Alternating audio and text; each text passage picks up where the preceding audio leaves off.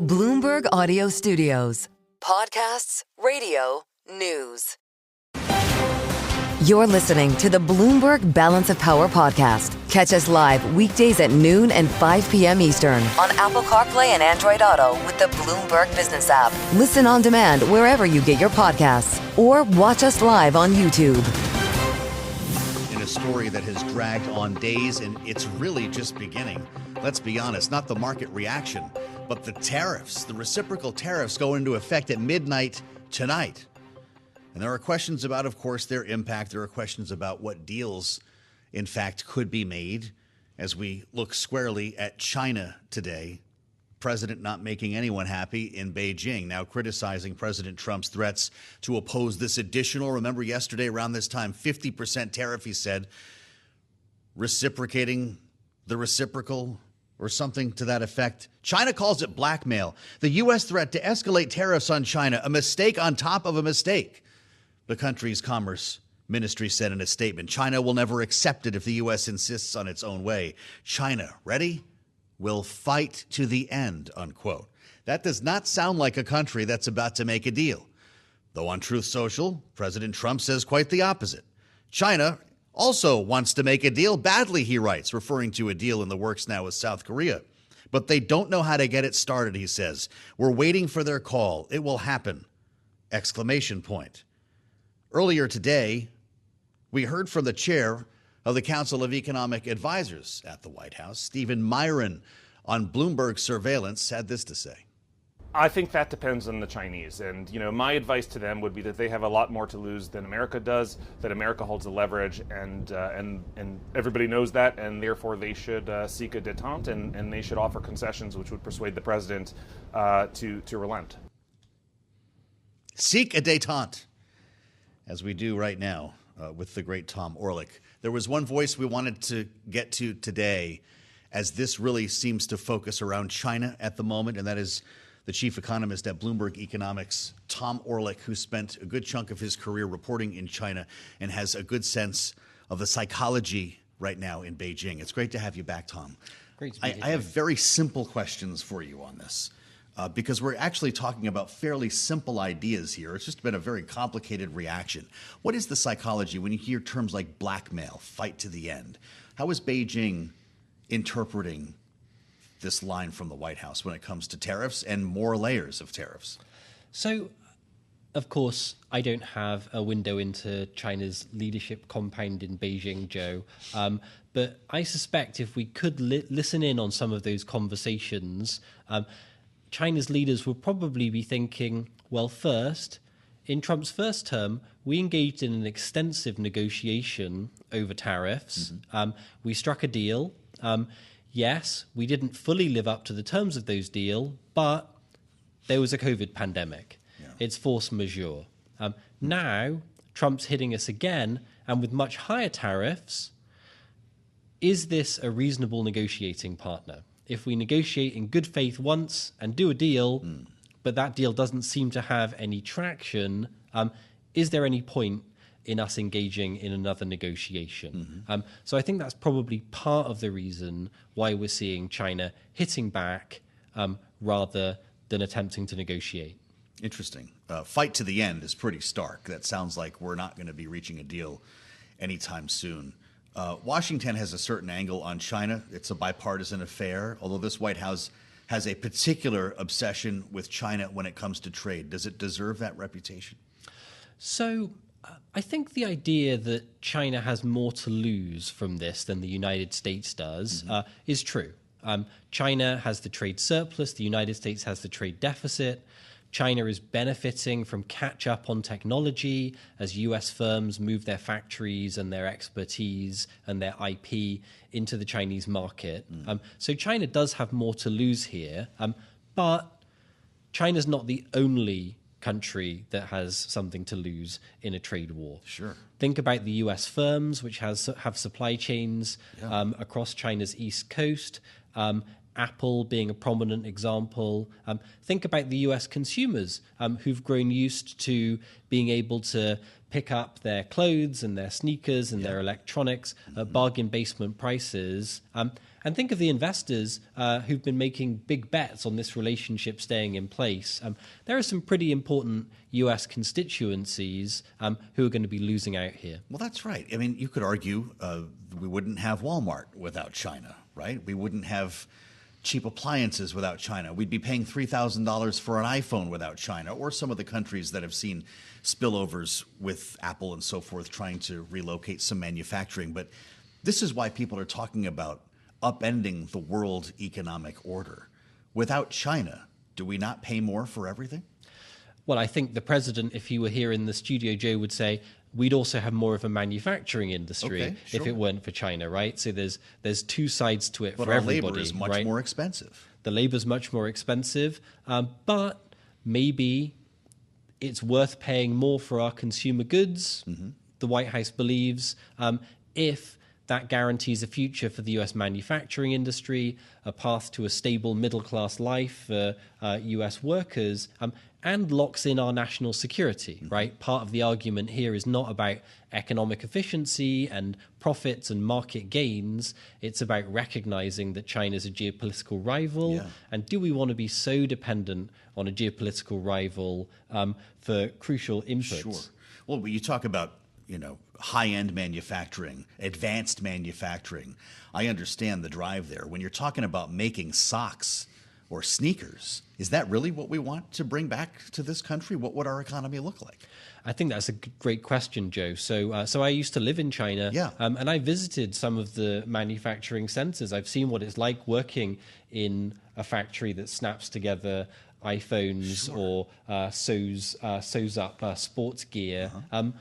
Those are great jobs if you were working on a Chinese farm, because by going into the factory, you're doubling, tripling your income. I see. Are they a great job if you're a US worker? Yeah. Do you want to work in those conditions? I think there are some questions there. Well, I'm sure that's true. As a go forward, you look at this truth post from Donald Trump that I was reading. He seems to think that a deal with South Korea would unlock a deal with China. In fact, says their top team, South Korea, is on a plane heading to the U.S. and things are looking good. We're likewise dealing with many other countries, all of whom want to make a deal with the United States, and he points to China. Could some motion in the region, South Korea, Japan, in fact, unlock a deal with Beijing? So I think there are some really important differences between South Korea and China when it comes to their relations with the United States. So the first one is South Korea is a U.S. ally, and South Korea relies on U.S. troops as part of the deterrent against North Korea. Yeah. Exports are also incredibly important as a driver of South Korea's growth. They really can't do without export markets. So for security reasons, for economic reasons, for treaty reasons, you can understand why South Koreans might be wanting to get on a plane to Washington, D.C. Right. Yeah. None of those things apply to China. China is not a U.S. ally. China is in many respects a U.S. adversary. Exports are important for China's economy, but not nearly as important as domestic demand. So they take a hit here, but it's nothing like the size of the hit which South Korea would take. So it doesn't surprise me that some mid-sized economies like South Korea should be picking up the phone. Does that mean China's going to be picking up the phone? I'm not holding my breath. Wow. This has been a clinic with Tom Orlik. In our remaining moment here, Vietnam, accused of laundering Chinese goods through its country, and they end up here evading tariffs, essentially. Do tariffs stop that kind of behavior? Is Vietnam caught in the middle? So think about the difference between Trump 1 and Trump 2. Yeah. Trump 1, China got hit with tariffs. Vietnam didn't get hit with tariffs. Right. Mexico didn't get hit with tariffs, right? That's a world where if you're a bit crafty, you can game the system, Does right? this change that behavior? Let's send the ship to Vietnam, Right. and then on to the US, and then we can dodge the tariffs. If everyone gets hit with tariffs, that game doesn't work anymore. Boy, fascinating. I hope we can stay close with you on this, because the next couple of days, it sounds like will be critical here in the region. Tom Orlik, he's the chief economist at Bloomberg Economics for a reason, and great to have some time. Tom, thank you so much here on the fastest show in politics. You're listening to the Bloomberg Balance of Power podcast. Catch us live weekdays at noon and 5 p.m. Eastern on Apple CarPlay and Android Auto with the Bloomberg Business app. You can also listen live on Amazon Alexa from our flagship New York station. Just say, Alexa, play Bloomberg 1130. Congressman Pat Fallon, the Republican from Texas's 4th District, is watching all of this happen and joins us now live on Bloomberg TV and radio. Congressman, it's great to have you. We've been hearing a lot of concern from both sides of the aisle, certainly in this hearing this morning with the U.S. Trade Representative about the impact of these tariffs and exactly what's going to happen after midnight tonight. Are you hearing a coherent message from the White House that you can support? Is the president going to make the country stronger at midnight tonight?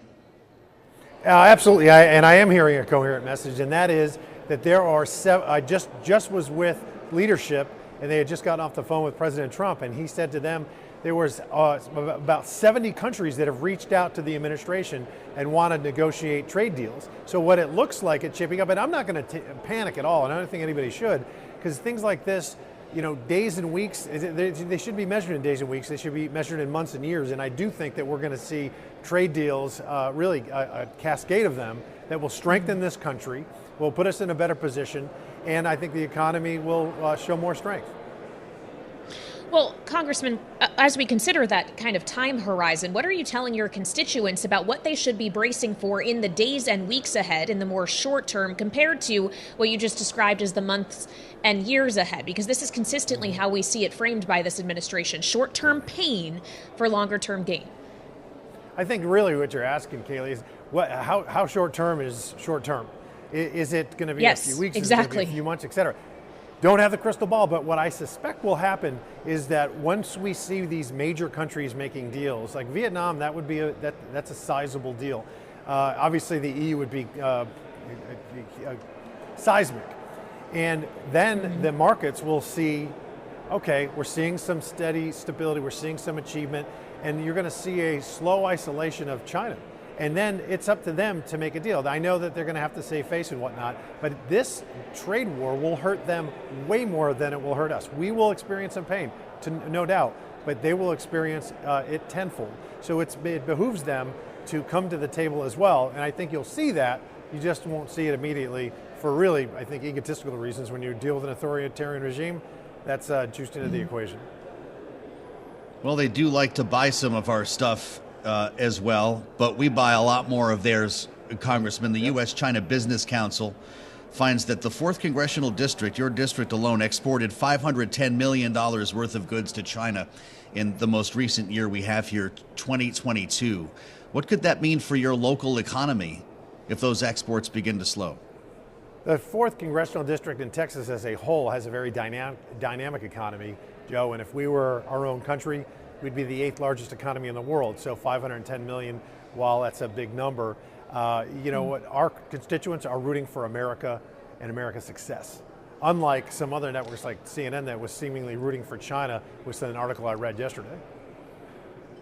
Well, I wonder, sir, if more help will be required for their success if these tariffs indeed go into effect and last for some period of time. We obviously saw in the first Trump administration that farmers were offered subsidies. I wonder if you expect to see that again. Bloomberg has reported that Republican colleagues of yours are considering looking at potentially a tax credit for exporters. Would you be supportive of those kinds of measures? And is it worth it to spend more in order to raise revenue? Yeah, I think that it's too early to talk about that or really seriously consider it, but we need to strategically decouple from China.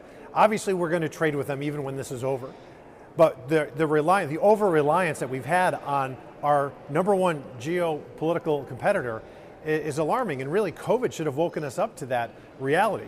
And we're far too reliant on the Chinese right now, and this, I think, is going to act as a wonderful instrument to start that decoupling, and that's going to make us stronger. And we need to have more diverse trading partners. We're watching Wall Street turn negative here. We just want to mention, after starting with a powerful rally this morning, a relief rally that seem to be defying gravity considering the news that hasn't changed too much around tariffs. As the congressman mentioned, there was some hope for deals to emerge from these reciprocal tariffs, but hope appears to be fading on Wall Street. The S&P 500 turning negative. It's now up actually just by 4 points. The NASDAQ 100 is down by 24 points here as we make our way through the midday in trading. Congressman, are you hearing from constituents? Are they hitting the constituent line to ask about their retirement accounts? There's a few folks, but it hasn't been really all that sizable yet because, again, if you're an investor in the markets, you know that what happens over days shouldn't really concern you. That's more of a weeks and months. So, let's see what happens 2 months from now. Will the markets, I personally think that the markets will be much higher in a few months. And I'm maybe an eternal optimist, but I do think that this isn't going to last. This is just very, very short term. Well, speaking of short term, as you look ahead 2 months, Congressman, I wonder what's going to happen in your chamber in just the next 2 days, because the Speaker would like to see a vote on the Senate-passed budget blueprint, which I know a number of your colleagues in the House have taken issue with. Is it your expectation that the votes are actually there for that to pass this week and for reconciliation to advance? Well, that's a great question. We had a conference this morning, and it's going to be a challenge, to be very honest. I don't know if we're going to have the votes. I hope we do. Because all this is doing is, this is like you said, it's a blueprint to move the process forward. There will be then a final product. I personally would not vote for a final product that doesn't have significant cuts in spending, because we need to work toward balancing a budget moving forward, considering we have a $36 trillion debt and climbing. We need to take our fiscal responsibility seriously, not just on the campaign trail, but actually here in Washington, D.C. So I don't know exactly what's going to happen. We'll see. But if we don't, then we're going to have to work together, and we have to extend the Trump tax cuts. We have to have a plan in place to go, and be a bit more disciplined fiscally. And so I hope that we can get there. The president writing on Truth Social last night, the House must pass this budget resolution and quickly with the caps lock on. Congressman, will this actually get out of the Rules Committee to get to the floor? That might be the most important hurdle here, considering some of the Republicans who are concerned about the level of cuts in this blueprint. Well, Joe, what we don't want to do is take it to the floor and fail. So we really have to count the votes. We have to do the whip counts before that happens. And again, I hope that it will. We're going to be having dinner with President Trump tonight, and we'll be talking about that. And if we have it, we'll go forward. But if not, there's always going to be a third way. It's not binary with it's either pass or fail. There are going to be third ways to get to that success, but we have to do it together. We have to have currently 217 votes to move it forward. So again, I'm praying that we can do it. And finally, Congressman, we just have 2 minutes left here, but given your seats on the Intelligence and Armed Services Committees, I wonder what you make of the other news we got from the president yesterday about direct talks with Iran to take place on Saturday. What is your expectation or your hope that conversations will be able to yield? I very rarely am going to oppose having a conversation with another nation state because, President Trump tried that in his first term with North Korea. Really nothing came of it, but I really applauded the effort, because why not talk? And as President Reagan said, trust but verify. So even if you came to some accord, you have to make sure that their actions match their rhetoric and the pages that they signed in any kind of an agreement or treaty. So I do applaud talking. But, Iran's on the run. They are not strong right now. Israel has decimated Hezbollah and decimated Hamas, and even President Trump with his latest strike on the Houthis in Iran losing Syria, they're on their heels. So we'll see. It could just be all rhetoric. It could be for show, but we'll find out. Indeed, we will. Congressman, thank you so much for your time this afternoon. Congressman Pat Fallon, Republican representing Texas's 4th District, live from Capitol Hill with us here on Balance of Power on Bloomberg TV and radio as we track what's happening in politics and how it coincides with what's happening in the markets. A brief dip lower on the S&P 500 after a rally of as much as 4%. Right now we're up just shy, or just around 20 points, up 0.4% on the S&P. The VIX barely budging, and Bitcoin is lower today. It's hard to make sense of all of this, but we'll continue with our political panel coming up next here on Balance of Power. Looks like we're getting another bid under this market, Kaylee. Yeah, we'll see if it lasts. This is Bloomberg TV and radio. You're listening to the Bloomberg Balance of Power podcast. Catch us live weekdays at noon and 5 p.m. Eastern on Apple CarPlay and Android Auto with the Bloomberg Business app. Listen on demand wherever you get your podcasts or watch us live on YouTube. Thank you for being with us on the Tuesday edition here on Bloomberg TV and radio. The anxiety that's being felt over tariffs on Wall Street is being felt here in Washington as well. And not only by Democrats, most Republicans on Capitol Hill have been behind the Trump administration on this. Most who you hear join us on Balance of Power speak to the short-term pain, long-term gain aspects of this. But there are some Republicans now who are beginning to vocalize their worries. Senator Ted Cruz is one of them, referring to Elon Musk as the angel on President Trump's shoulder. Tom Tillis, the Republican from North Carolina, made his views clear today, unless he was just, Kayleigh, trying to get tape on himself in case the tariffs don't work out. He is up for re-election next year. We can play this back during a campaign. This was part of testimony from the U.S. Trade Representative Jamison Greer before the Senate Finance Committee. Listen to Senator Tillis. In this scenario, the decision maker who decided the alla prima approach, who has obviously had to have spent time anticipating what we saw in the markets and some of the pushback, I'm assuming this all got gamed out because it's a novel approach. It needed to be thought out. Whose throat do I get to choke if this proves to be wrong? Yes, that was the quote. Whose throat do I that? get to choke? Well, Jamison Greer kind of reluctantly said, you can always look at me or talk to me about that, sir, as the USTR. But we want to talk to our political panel about this. Rick Davis is with us, Bloomberg Politics contributor and Republican strategist, partner at Stone Court Capital, alongside Kristen Hahn today, partner at Rock Solutions and Democratic strategist. Rick, are we about to see some serious Republican on Republican violence, either metaphorically or physically speaking, over this tariff issue?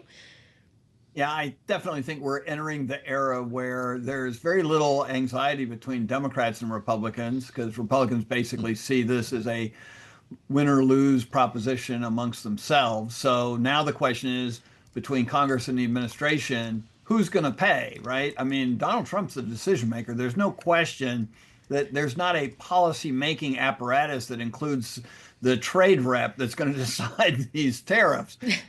So he can do all the damage he wants, but that's like, hitting the fodder, not the target. And so the reality is, I think you're already starting to see cracks in the congressional armor around Donald Trump. And there's legislation in the Senate that is bipartisan that would take away some of the leverage that Donald Trump has to do these tariffs. And it'll be interesting to see how far that goes, because that echoes the Senator Tillis's comments, which is, if I trust you and don't vote for that measure and take it back into my own control, who's going to pay the price when I go down in my Senate seat? Yeah. How does this play out then, Kristen? I'm guessing you're kind of enjoying watching this conversation. Senator Ted Cruz says there are angels and demons vying for influence in the White House. Picture Peter Navarro on one shoulder, Elon Musk on the other. Apparently, Musk did directly appeal to President Trump over the weekend to keep the reciprocal tariffs from taking effect. It will impact his business at Tesla. Peter Navarro says he's not really a car manufacturer. He's an auto assembler. How does all of this end? Where's the rupture in the administration or in the party that you see coming? I mean, that's a very good question, actually. We're only 4 months into this administration, if that. And you're kind of seeing, I mean, you look at what's happening. The markets are just one of the things that's happening. But, I think that the president has been Teflon for so long, and Republicans in the House and the Senate, for the most part, have stood behind him. And like you mentioned earlier, the talking point that everybody's using right now is that, this is a major disruptive policy. We knew that going in. We knew that there was going to be pain. I think he was saying you've got to operate or give medicine or something. If you break it, you bought it. But you're starting to see these certain cracks. And I think a lot of people are sitting there holding their breath, hoping that the markets rally and that, the tariffs had their Donald Trump's intended effect. But I think that there's going to be a lot of pain. And you're looking at, a country like China. And what is the impact of these tariffs going to be on, people across this country and their buying ability to buy goods and services. When, like it or not, we rely on a lot of cheaper goods that come in from China. So, people hired Donald Trump because they were being squeezed by inflation. They couldn't buy things at the grocery store. The cost of goods was far too high. But if he does stuff to make it worse, I think that you will see repercussions at the ballot box. I want to go back, Rick, to this idea of the angel of Elon Musk and the demon of Peter Navarro, because they both clearly see each other as villains in this story if you judge their public comments about each other, including Elon Musk overnight saying Navarro is truly a moron. That is a direct quote, also calling him, quote, dumber than a sack of bricks. The White House press secretary, Caroline Levitt, who is briefing reporters right now, was asked about this, and she says, boys will be boys, and we will let their public sparring continue. Obviously, Rick, these are grown men we are talking about in their 50s and 70s, respectively, but their public sparring, to allow it to continue, does that not undermine the messaging of this administration? Yeah, for sure. I mean, this is just a cloud that kind of sits over the administration's effort to define what they're trying to accomplish on tariffs. And if it weren't such a dramatic impact, we've seen what's happened to the market since the president has embarked upon his tariff policy. You don't need a lot of noise in the system that's going to rankle those markets. And so the fact that one of the top advisors to the president, Elon Musk, who is also the world's wealthiest man and has 219 million followers on his platform X, is somehow picking a fight with the top trade policy person in the White House is crazy. I mean, no other administration would tolerate that. Either they'd be told to shut up and go to their neutral corners, or somebody would win that fight and the other person would be out of the administration. And so the fact that this is sort of gumming up what is already a challenging message narrative for the administration doesn't help the markets either. And so what we see today, after some optimism that there are going to be deals cut with places like Japan and maybe Israel, the prime minister was in the Oval Office yesterday talking about some of these things, has been overshadowed by the boys will be boys frat party fight. And in China basically saying, as our largest trading partner, stick it. So, I mean, I don't know which narrative you like, but neither one of those are going to fit a productive political scenario.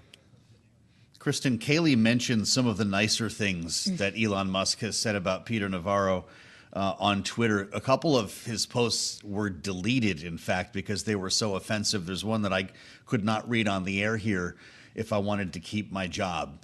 Is this how it ends with Elon Musk? Peter Navarro went to jail, I think we could say, for Donald Trump. I mean, that's pretty loyal when it comes down to who's going to survive this fight.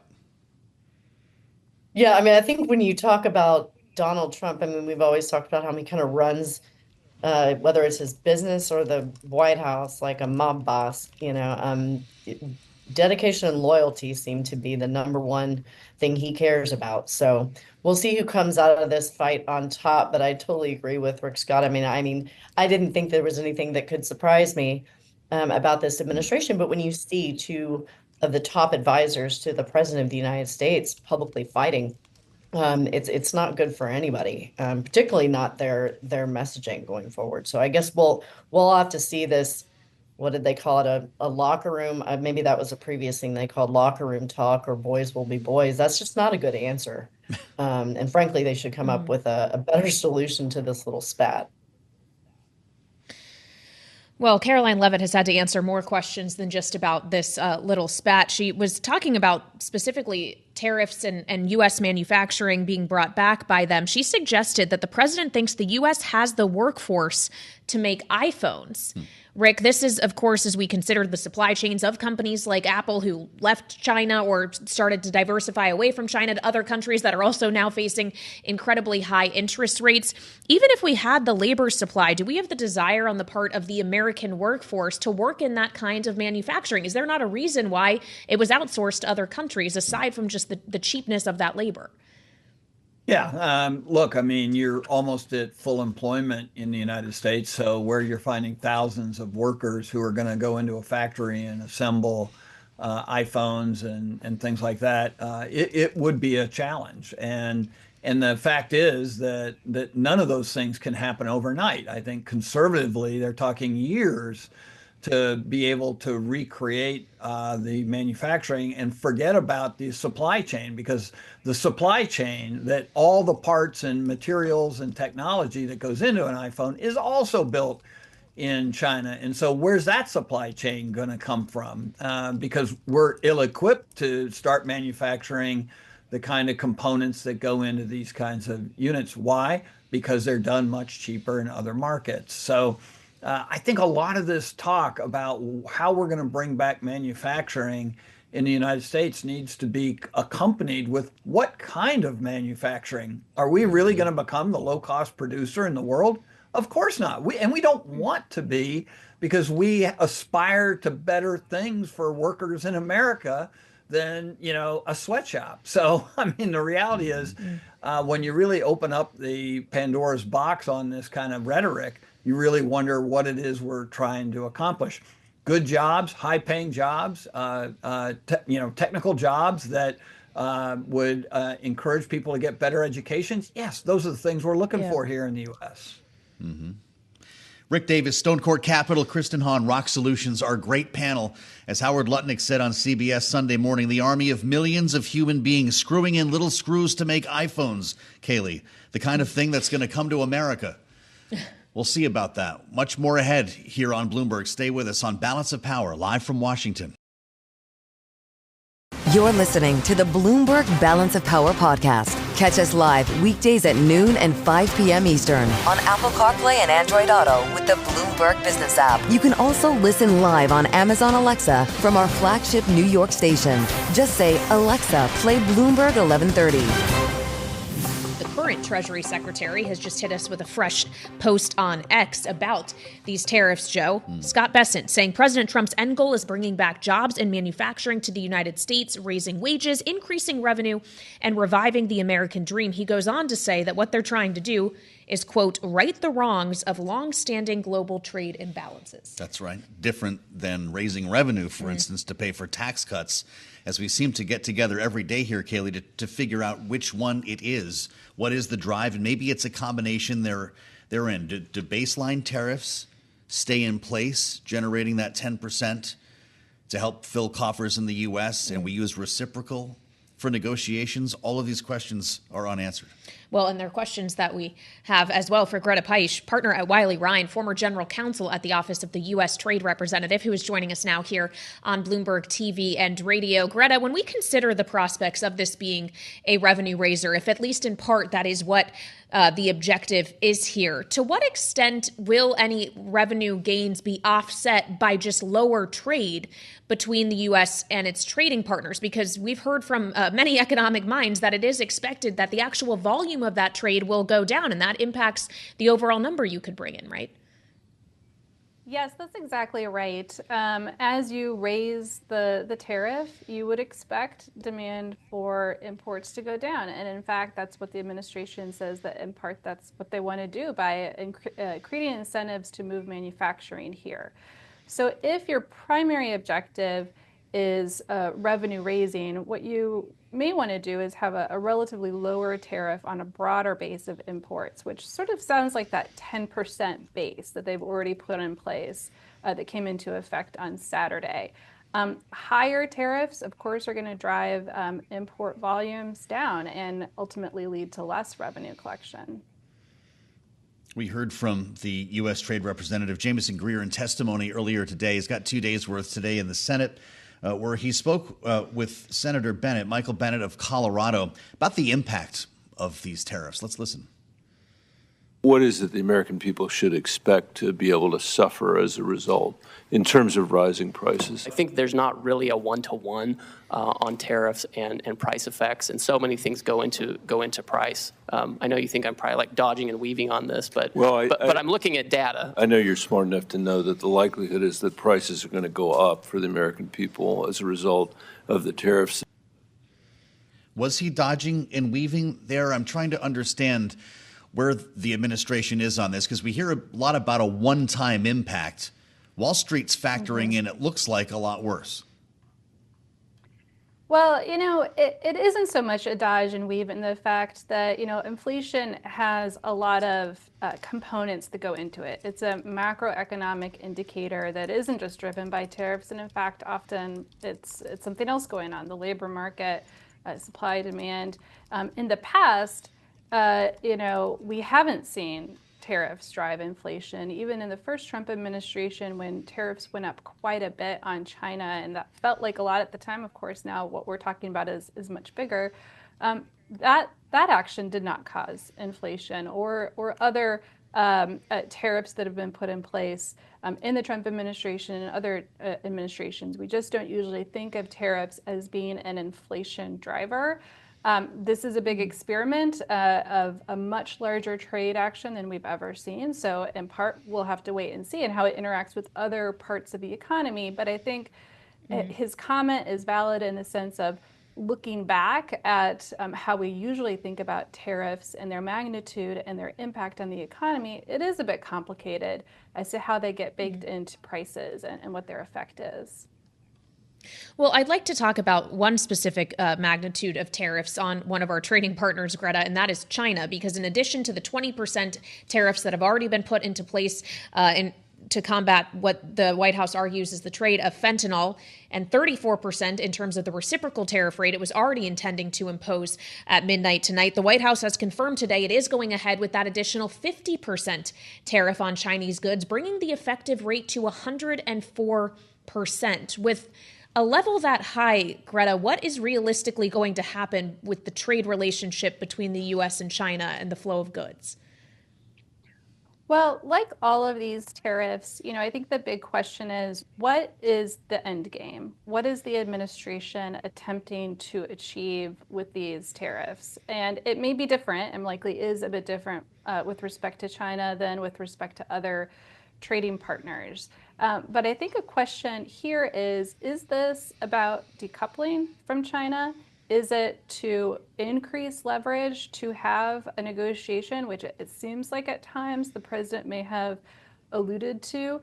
Those are very different outcomes. And China is going to have its own, as every trading partner has, its own prerogatives and its own domestic economic and political imperatives that it has to answer to. And so, I think at this point, we don't fully understand what the administration's strategy, what the president is hoping to achieve with this further increase in tariff. But I think it's certainly going to be a consequential action and potential discussions with China going forward.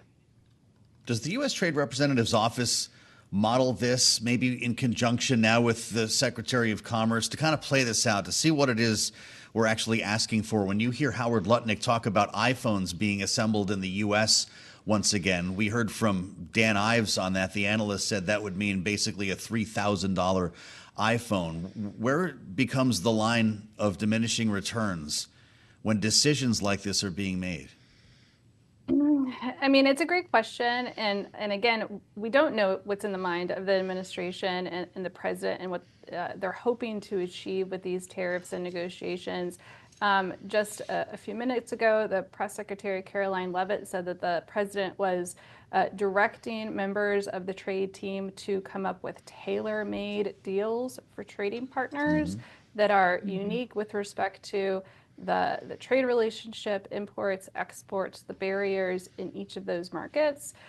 So that indicates that, it may be a different scenario for each and every one of this over 100 trading partners. But again, we don't have a clear sense of what the ask is and what the end state is. Where do they want to be in 9 months, in 18 months? What do they want the tariffs to look like? And what do they want the results of any negotiations to be? And finally, Greta, in our final moments with you, given that you were general counsel at the USTR, what do you have any hesitations around the actual legal mechanisms with which President Trump is acting to enact these tariffs? Because there are now movements in Congress toward kind of wresting back congressional authority through a resolution to exert that Article 1 privilege to actually be the ones in charge of tariff policy. But how would all of this stand up in court?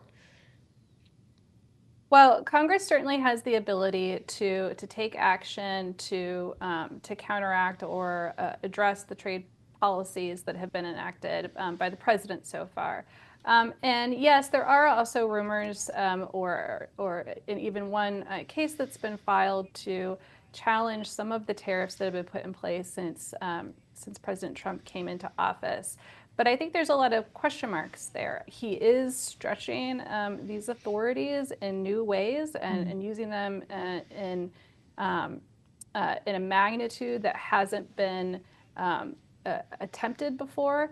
But and so we just don't know what the courts are going to do with that and whether any of these challenges will be successful. But I would just say that even if the courts are successful, or even if litigants are successful in challenging some of the actions that have been taken place so far, the president has other tools and authorities that can be used to put tariffs in place. So, he is committed to this policy, it would seem. He thinks that tariffs are effective in addressing these issues, and he'll find a way to do it.